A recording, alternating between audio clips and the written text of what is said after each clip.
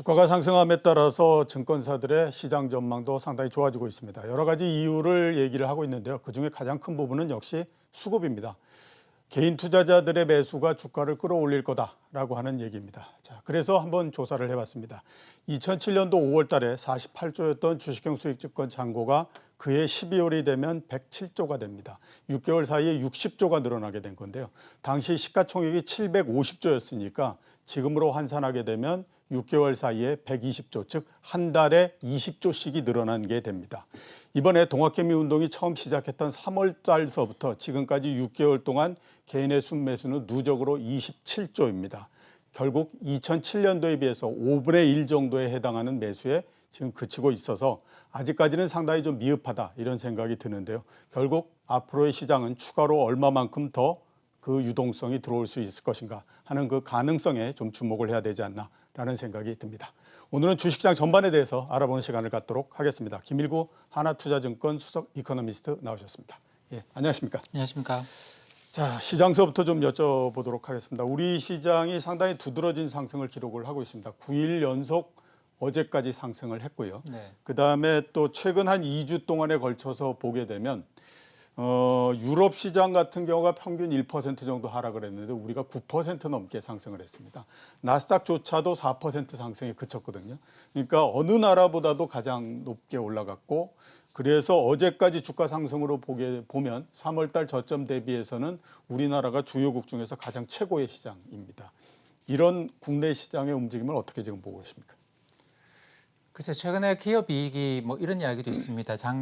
작년에 비해서 기업이익이 증가하는 나라는 아마 한국밖에 없을 것이다 이런 이야기를 하는데 실제로 2분기 실적이 지금 그렇게 나오고 있어요. 나오고 있는데 문제는 이게 수준이 너무 떨어져 있는. 작년이 워낙 안 좋았던 기업이익이고 그래서 가령 우리가 이제 2017년에 주가가 코스피가 2,600 갈 때 그때 코스피의 순이익이 연간 한 120조 원 정도 됐거든요. 예. 근데 작년에 이 순이익이 35조 원밖에 안 됩니다. 예. 그러니까 여기 대해서 약간 늘어난 거 그것도 1분기에는 마이너스였고 여기 대해서도 마이너스고 2분기에 조금 늘어났기 때문에 이게 뭐 올라간다고 해봤자 이게 큰 의미를 갖는 숫자는 아니에요. 그렇기 때문에 실적으로 주가 상승세를 설명하기는 어렵고 그걸로 설명하면 지금 코스피가 이제 뭐 PE가 기본적으로 20배에서 30배 뭐 25배는 기본적으로 되기 때문에 그걸로 설명할 수 있는 건 아니고 유동성으로 설명을 해야 되겠죠. 그밖에는 그렇죠. 달리 방법은 없는데 전 세계에서 어떻게 보면 유동성의 증가, 그러니까 은행이 열심히 대출을 많이 해주는 나라가 아시아인데 중국은 그 부분에서 좀 상당히 좀 많이 대출을 억제하고 있는 편이고 한국은 여전히 대출이 굉장히 많이 나가고 있죠. 물론 뭐 집을 옮기려고 은행에 가보시면 대출 안 해줄 겁니다. 근데 신용대출은 다 열려 있거든요. 지금 주택담보대출이 안 되는 것이지 신용대출은 막 열어놓고 그러다 보니까 유동성 공급이 이제 폭발적으로 증가하고 있는 그런 과정이고 그 돈이 딴 데도 갈 데도 없어요. 갈 데 없다 보니까 이제 주식시장으로 주가를 끌어올리는 데 지금 작용을 하고 있는 것 같습니다. 예, 그 말씀을 하셨으니까 한번 좀 여쭤보도록 하겠습니다.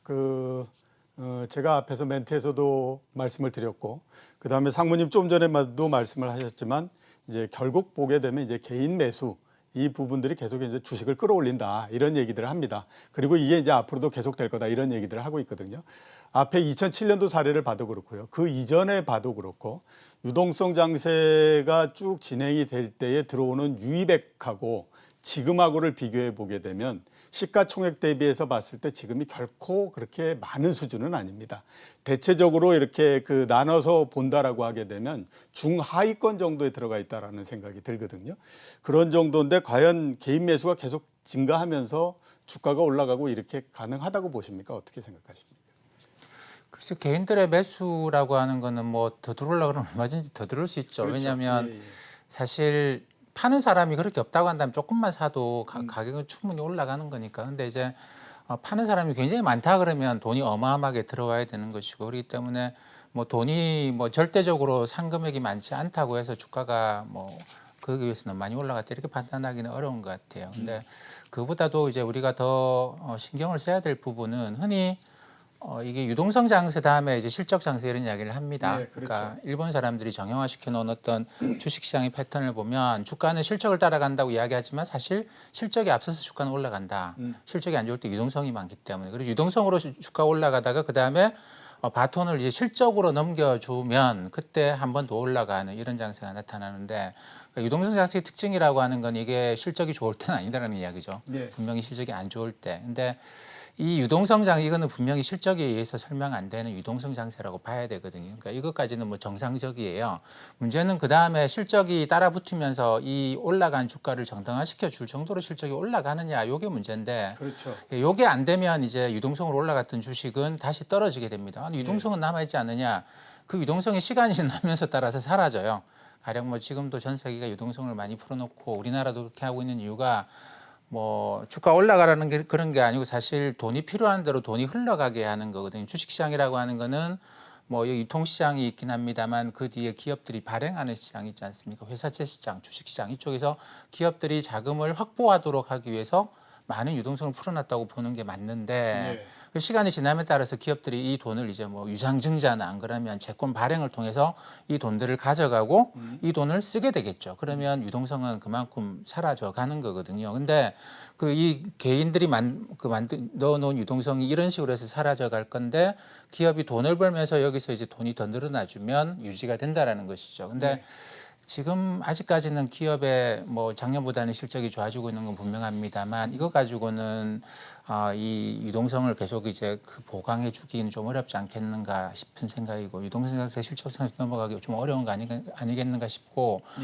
그러니까 그 올해 가을에 이제 결국은 문제가 되겠죠. 올해 가을에 우리가 바이러스로부터 얼마나 또 고통을 받아야 되겠는가, 경제가 얼마나 또 고통을 받아야 되겠는가. 안 그러면 잠깐 그러고 이제 다시 야, 이 정도면 이제 바이러스는 어느 정도 진정된 것 같고 전 세계적으로 경기 부양 한번 해보자라고 해서 진짜 실적 장세로 넘어갈 수 있겠는가, 요걸 지켜봐야 되는데 그래서 이번 유동성 장세에서 가장 이제 큰 전환점이 될 수도 있고 뭐 그게 이제 그 커브가 다시 더 올라갈 수도 있지 아니면 꺾여 내려갈 수도 있는데 그 전환점은 이번 9월, 10월 전 세계 바이러스 상황이라고 봐야 되겠죠. 바이러스 상황이요. 예, 그 상무님께서 말씀하셨으니까 제가 잠깐 좀 멘트를 좀 드리도록 하겠습니다. 앞에서 말씀하셨던 것처럼 유동성 장세에서 그 다음에 기업 실적으로 넘어오면 주가가 상승한다. 이게 아마 제가 봤을 때 가장 대표적인 게 1999년도 시장 상승 아닌가 싶습니다. 그 외환위기 나고 확 떨어졌다가 처음에 올라갈 때는 그때 얼마나 경제가 안 좋았습니까? 그러니까 말도 안 된다라는 얘기를 했는데 그 이후에 99년도 되니까 막 경제 성장이 12%씩 올라가고 그랬기 때문에 올라갔는데 이런 그 후속타 그러니까 이제 이 실적이 받쳐주지 않는 그 상승이 2002년도나 2007년도에 있었지 않습니까? 2002년도 같은 경우에 왜 2001년도에 9.12 테러가 나고 그때 이제 세계적으로 굉장히 많이 유동성을 풀고 금리를 내리고 해가지고 주가가 우리나라 종합지수 기준으로 보면 450에서부터 시작해서 920까지 올라갔는데 그 다음에 별로 그렇게 뭐 좋아지지 않다 보니까 실적이 안 나왔죠. 한 4, 5개월 지나니까 다시 500포인트로 떨어져 버리더라고요. 맞습니다. 그래서 그랬었는데 이번에 과연 이제 뭐 어떻게 되느냐, 앞으로 어떤 모양이 되느냐 하는 것들이 굉장히 시장의 관건이 아닌가라는 생각이 좀 들기는 합니다. 자, 그 업종으로 한번 넘어가서 좀 그 여쭤보도록 하겠습니다. 그 말씀하셨던 것처럼 2분기 실적은 그래도 나쁘지 않았다. 그래도 아무튼 전 세계적으로 봤을 땐 상당히 선방했다 이렇게 이제 보이는데요. 그런 면에서 봤을 때 앞으로 주목하시고 있는 업종이 어떤 게 있으십니까? 지금 우리나라에서 사실 이번 실적을 보면은 작년에 실적이 워낙 안 좋았기 때문에 뭐 올해 실적이 좋아졌다라는 걸 갖고 뭐라고 판단하기는 굉장히 어려운 것 같아요. 그냥 기저효과다.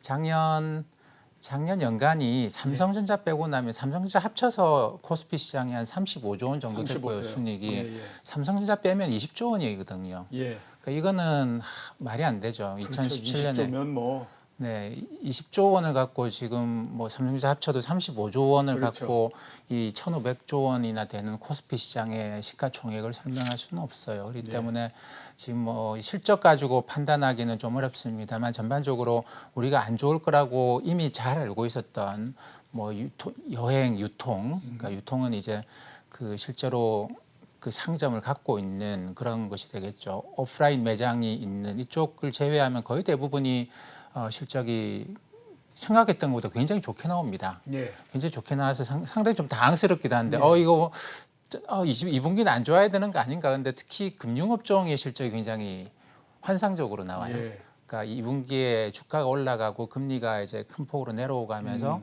그리고 개인들의 주식 거래 대금이 급증을 하면서 증권사도 실적이 괜찮았고요. 예, 그렇죠. 대부분 다 금융권이 은행도 그렇고 대부분 다 실적이 좋았습니다. 근데 최근에 이게 이제 그 가계 부실화, 특히 저소득층을 중심으로 해서 연체율이 급격하게 올라갔다라는 뉴스도 이제 오늘 나온 것 같은데 이게 그 금융업종이 전반적으로 주가가 못 올라가는 가장 큰 이유예요. 실적이 그렇게 좋음에도 불구하고 못 올라가는 게 이게 아무래도 조그만한 기업이나 자영업자 쪽에서 부실이 증가하지 않겠는가. 그래서 그쪽은 조금 주의를 하고 보셔야 되지 않겠는가 싶고 나머지 업종에서는 이런 효과가 분명히 있습니다. 그러니까 지난 우리가 2월, 3월 달에 본 게 뭐냐면 현대차가 신차를 생산을 하다가 중단할 수밖에 없었어요. 부품이 모자라서. 그래서 그 이후에 그러니까 각 기업들이 중간 제품, 반제품, 그다음에 원자재를 확보하기 위해서 비상이 걸렸거든요. 예. 그러면서 이제 재고를 확충하기 위한 생산의 증가, 이게 뭐 구매가 아마 폭발적으로 증가를 했던 것 같아요. 그게 뭐 운임도 그렇고 대한항공 실적을 봐도 놀랍거든요. 적자가 그렇죠. 많이 예. 나와야 되는 게 예. 적자가 나왔단 말이죠. 이것도 이제 항공운송 쪽으로 봐야 되는데 그다음에 해상운송도 마찬가지입니다. 해상운임도 아주 크게 상승을 했어요. 이런 것들이 이야기하는 게 뭐냐면 경제활동이 곧바로 회복했다고 보기보다는 사람들이 이제 기업들이 이번 가을에 또 한 번 더 그런 서플라이 체인의 그 공급망이 깨지고 예. 필요한 부품을 조달 못해서 물건 못 만들 걸 대비해 가지고 이 급격하게 빠른 속도로 이제 주문이 들어가고 생산이 증가했던 것 같아요. 그러면서 수송하는 비행기를 잡기 위해서 난리가 나고 그 과정에서 항공 운송, 해상 운송 요금이 급등을 했는데 요게 뭐 항공 운송 같은 경우 다시 이제 운임이 좀 제자리를 찾아가는 해상 운송도 운임이 조금 낮아지긴 했습니다만 여전히 좀 높아요. 이거 자체가 전 세계 기업들이 재고를 확보하기 위해 상당히 많이 움직이고 있는 것 같습니다. 이게 아마 제가 볼 때는 우리나라의 웬만한 기업들의 2분기 실적뿐만 아니라 3분기 실적까지도 이런 전 세계적인 재고 확보 움직임 때문에 어느 정도 돌아가지 않겠는가 생각을 하고 그래서 3분기까지는 웬만큼 실적이 뒷받침돼 주지 않겠는가. 근데 한국 사람들이 소비는 그렇게 많이 하는 것 같지는 않아요. 그러니까 언택트 소비는 좀 합니다만 그걸 제외하고 보면 최근에도 느끼는 건데 사람들이 소비를 좀 많이 줄여가고 있는 과정인 것 같습니다. 그래서 그 소비와 관련된 업종들에서는 좀 주가도 그렇고 실적도 그렇고 전반적으로 좀 안 좋아요. 예, 소비 관련한 쪽은 좀 안 좋다 이렇게 말씀을 하셨고요. 자, 이 부분을 한번 좀 여쭤보도록 하겠습니다. 주식 투자하시는 분들한테 어떻게 생각하면 영원한 숙제일 수도 있을 것 같은데 가치 투자를 할 거냐, 모멘텀 투자를 할 거냐, 그러니까 모멘텀 투자를 할 거냐, 밸류 투자를 할 거냐 이런 이제 부분들이거든요. 우선 한번 최근 거는 제가 또 여쭤보기로 하고 그 동안에 그 IT 버블 때서부터 최근까지 쭉 이 부분들이 어떻게 진행되어 왔는지 한번 좀 말씀해 주시겠습니까? 저기 그림이 준비되어 있으면 그림 1번을 한번 보여주시면요. 예. 이게 이제 그 MSCI에서 모멘텀 지수, 밸류 지수라고 하는 걸 산정을 합니다. 전 세계 23개 선진국 주식시장의 종목들을 놓고 쪼개는데 모멘텀 지수라고 하는 거는 최근 6개월, 12개월 주가 상승률이 높은 종목들이에요. 그리고 밸류 지수라고 하는 거 우리가 잘 알고 있는 뭐 PBR, PER 이런 걸 가지고 그 밸류가 낮은 저평가됐다 우리가 전통적인 형태 투자. 네, 맞습니다. 가치 투자라고 흔히 이야기를 하죠. 뭐 지금 워렌 버핏이 그 대표. 근데 워렌 버핏은 꼭 밸류 투자자라고 이야기할 수는 없습니다만 어쨌든 그런 이제 전통적으로 우리가 교과서에서 많이 봤고 그리고 서점에 가면 주식 투자 위대한 영웅들 이야기 많은데 전부 다 저 가치 투자 이야기를 하거든요. 근데 보시면 저게 이제 1996년 말부터 데이터가 있어서 제가 그렇게 그려놓은 건데. 지난 한 20몇 년 정도 지났죠. 그동안에 모멘텀 지수는 엄청나게 저렇게 올라갔어요. 밸류 지수는 못 올라갔고 여전히 이제 2007년 고점까지도 못 올라가고 있는 상황입니다. 왜 이런 일이 발생하느냐라는 것이죠. 그림 2번을 한번 보여주시면 이걸 이제 그 비율로 해서 만들어 놓은 건데 저기 보시면 밸류가 모멘텀에 의해서 엄청나게 올라가죠. 엄청나게 올라가는데 저게 외환위기 때 우리 외환위기에 해당하는 1999년 그때부터 해서 IT 버블 때 한번 확 올라갔다가 예. 꺼집니다. 근데 저때 꺼진 줄 알았거든요. 다시 밸류의 시대가 오는 줄 알았는데 잠깐 저 횡보하더니 다시 또. 예, 치고 가기 시작하고 예. 2008년 금융위기도 그걸 꺾지를 못해요. 예. 꺾지 못하고 지금까지 계속 이제 모멘텀이 압도적인 강세. 최근에 들어와서는 사람들이 언택트 그러면서 더 그쪽으로 쏠려버리고 예. 가격이 비싸다 신경 안 쓴다라는 겁니다. 예. 싸다 뭐 망할 수 있다는 이야기고 비싸다 아 좋은 거지 뭐 이렇게 생각을 하는 것 같아요. 근데 이유는 저는 크게 이제 두 가지 정도로 생각하는데 한 가지는 예전에는 사람들이 좀 무지하게 막 이렇게 저렇게 휩쓸려 다녔다라는 생각들을 많이 했습니다. 그래서 사람들이 몰려다니니까 주가 올라가고 모멘텀 지수가 좋아지는데 뭐 금방 또 사람들이 빠질 거 아니냐. 예. 그 사람들이 뭐 정보가 있어서 그런 것도 아니고 그냥 몰려다니는 거 아닌가라고 했는데 지금은 사람들이 다 스마트폰을 장착하고 있죠. 이게 그렇죠. 이제 나의 뇌의 그 외부 메모리와 같은 역할을 하거든요. 그러다 보니까 예전처럼 사람들이 못 모르고 그냥 휩쓸려 다니면서 만드는 거는 아닌 것 같아요. 저게 20몇 년간 저러는 걸 보면 예. 아마도 지금 우리가 알고 있는 성장하는 잘 나가는 산업들은 파괴적 혁신을 하는 기업들입니다. 그렇죠. 예. 예, 그러다 보니까 옛날에는 뭐 세상이 돌고 그래서 좀 안 좋았다가 다시 좋아지고 그렇게 망하는 산업이 있거나 그러는 건 아니었거든요. 예. 그러다 보니까 주가는 떨어졌다가 또 시간 지나면 다시 올라오고 이랬는데 지금은 떨어진다라는 거, 주가가 떨어진다는 이야기는 뭐냐면 시대에 뒤처졌다는 이야기고 예. 사라질지 모른다는 이야기고 예. 뭐 지금 뭐 IT 기업이 어떻고 이렇게 이제 그런 계속 가격이 올라가는 사람들이 선호하는 그런 기업들은 아마도 세상을 지배하게 될지도 모른다 이러면서 이게 이제 판이 바뀌는 거다라는 생각을 언제부터 했느냐 1990년부터 했던 거죠. 예. 그때 IT 그러니까 퍼스널 컴퓨터가 우리나라에 들어오기 시작한 것도 80년대 중반입니다. 그렇죠. 예. 예. 네, 90년대 중반인데 우리나라도 인터넷이 들어오기 시작하고 미국은 이미 90년대 초반부터 이 IT 제품이라고 하는 게 경제 지표를 마구 혼란시켜 놓고 그래서 경제 지표의 대대적인 그 혁명이 일어나는 시기고 예. 저는 우리나라 외환위기가 그 지표를 그러니까 반도체나 이런 이제 IT 산업이 커지는 거를 우리가 제대로 반영을 못해서 그렇죠. 예, 경제 지표에 예. 반영 못해서 그 나라가 망하고 있는데도 이제 펀더멘털은 튼튼하다라는 오판을 하도록 만들었다고 생각하는데 그 정도로 세상이 바뀌기 시작한 게 이미 90년대 중반이에요. 예. 그때부터 계속 오는 상황이다 보니까 이런 파괴적 혁신을 일삼는 기업들이 계속 올라와서 지금 업계 선두가 됐고 지금 미국의 시가총액 1위부터 5위까지가 그런 기업들이니까 그렇죠. 예. 뭐 지금 이런 20몇 년 동안의 모멘텀의 일방적인 강세가 나타났던 것 같습니다. 예. 자, 그럼 중요한 거는 현재의 그 네. 모습입니다. 그러니까 현재의 모멘텀하고 밸류 투자 이 부분들은 어떻게 해야 되는지 그 부분에 대해서도 좀 말씀해 주시죠. 그림 2번을 잠깐 다시 한번 보시면 예. 이게 이제 추세적으로 쫙 올라오다가 예. 최근에는 이 추세에서도 훨씬 더 가파른 속도로 치고 올라가요. 예, 그렇죠. 예, 이게 바르스가 돌면서 사람들이 글로 더 가버리는 건데 제가 볼 때는 이거는 뭐 모멘텀 선호라고 하는 건 장기적인 현상이다. 근데 최근에 나타나는 건 사람들이 모멘텀에 너무 집착을 하고 있는 것 같다. 그러니까 이거는 어떻게 보면 뭐 사람들이 그냥 휩쓸려 다닌다라고 표현할 수는 없습니다만 한쪽으로 쏠림 현상이 너무 심해졌다. 예. 2000년에 저 단기적으로 그렇죠. 팍 치고 올라. 예, 저거 추세선에서부터 이렇게 확 많이 이렇게 벗어나 있는 그렇죠. 부분만큼. 추세가 저거라는 것은 아마 누구도 부정을 못할 거예요. 예. 근데 추세라고 하는 건 늘 계속 글로 가는 게 아니고 너무 심하게 가면 반대로 갔다가 추세가 바뀌었나 그러고 있으면 또 이제 그걸로 가고 하는 거기 때문에 지금 간 거는 좀 너무 간 거 아니겠는가 저 추세 조정이 나타나지 않겠는가 생각을 합니다. 그렇기 때문에 저는 뭐 지금은 이제 뭐 그 모멘텀 좋은 종목들을 지금 사야 된다 이것보다는 요거는 뭐 지금 당장 들어가기는 좀 너무 비싼 부담스러운 레벨 아닌가 그렇게 생각을 합니다. 예, 알겠습니다.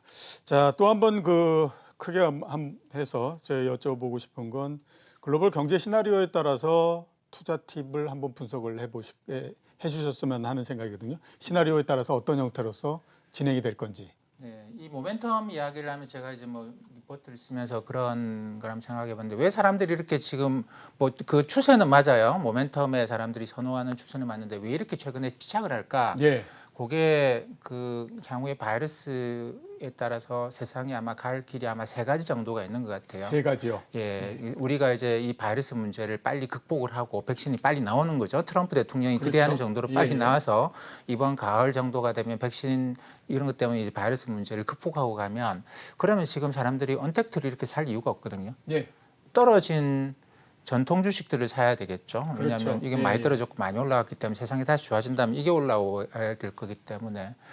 근데 이제 그런 시나리오가 하나 있을 건데 그렇게 가능성이 높다고 보는 것 같지는 않아요. 지금 모멘텀 가던 종목들 계속 더 올리고 있는 걸 보면 예. 또 한 가지 우리가 생각해 볼 수 있는 거는 이 바이러스 것 때문에 이제 장기 침체로 우리가 들어가는 예. 겁니다. 근데 그러면 뭐 가던 종목이든 안 가던 종목이든 다 떨어지게 돼 있을 거예요.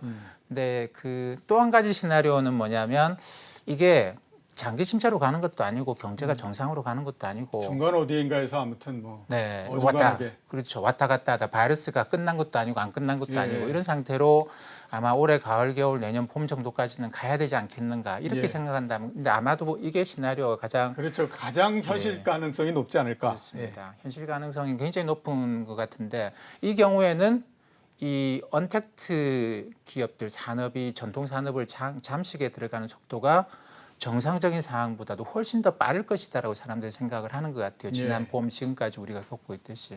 그러면서 이런 이제 모멘텀 집착이 강해지는 거 아닌가라는 건데 최근에 이제 그러다 보니까 러시아에서 백신을 승인했다 이런 뉴스가 나오면서 나스닥이 좀 충격을 받고 있는 상황입니다. 그렇죠. 아무래도 미국도 이런 거 곧 나오겠지 생각을 하면서 요 시나리오가 좀 흔들리는 거예요. 이게 바이러스하고 우리 그냥 계속 가면서 그냥 지지부진할 거야 경제가 지지부진할 거냐라는 그런 시나리오가 좀 현실성이 약간씩 떨어져 가고 있는데 예. 그 과정에서 이제 이 모멘텀 강한 주식들도 좀 조정을 받는 그런 계기가 되는 것 같습니다. 예, 알겠습니다. 자, 그 하나 중요한 팩트기 때문에 좀 여쭤보도록 하겠습니다. 미국의 근원 소비자 물가가 0.6%로 뛰었습니다. 30년 내내 이래의 아무튼 최대의 급등이다 이런 얘기를 하고 있거든요. 최근에 아무튼 이제 그 물가가 어떻게 되느냐 하는 것들이 굉장히 관심이지 않습니까? 어차피 물가라고 하는 것이 시간이 지나면 또 금리에도 영향을 주고 이런 부분들이기 때문에 그런데 물가 이렇게 미국 물가가 이렇게 상승한 거를 어떻게 지금 보고 계십니까? 저는 물가는 다른 경제 지표는 뭐 이렇게 저렇게 보는데 물가만큼은 그 미국은 이제 물가도 전월비 우리나라 전월비 발표하고 있습니다만 물가만큼은 저는 전월비는 안 보는 편입니다. 예. 전년 대비 예. 1년 전에 비해서 지금 얼마냐.